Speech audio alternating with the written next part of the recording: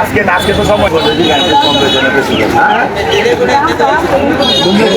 বেশি না কম প্রেশার দিকে দেখবো কি অবস্থা আছে তাহলে আমরা দেখবো বাজার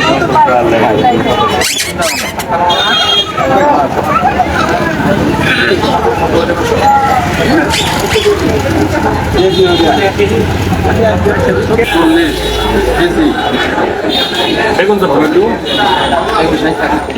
40 টাকা আলু 20 বেগুন শসা জিরা 50 মোটা এইটা 40 টাকা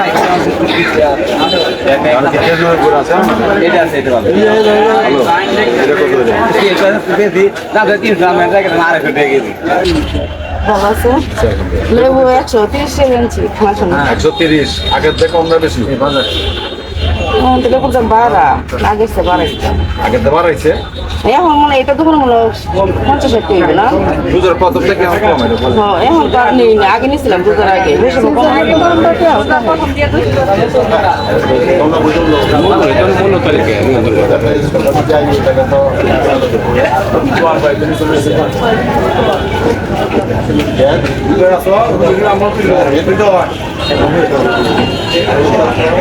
পাকুন্দিয়া বাজারের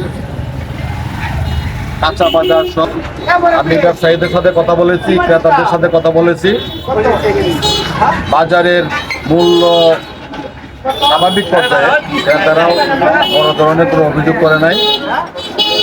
তবে বেশিরভাগ দোকানে মূল্য তালিকা নাই। আমি ওনাদেরকে বলছি দ্রুত মূল্য তালিকা জানানোর জন্য, যাতে আমরা সহজে বুঝতে পারি কোনটা কত দরে বিক্রি হচ্ছে বা কোনটার মূল্য কত।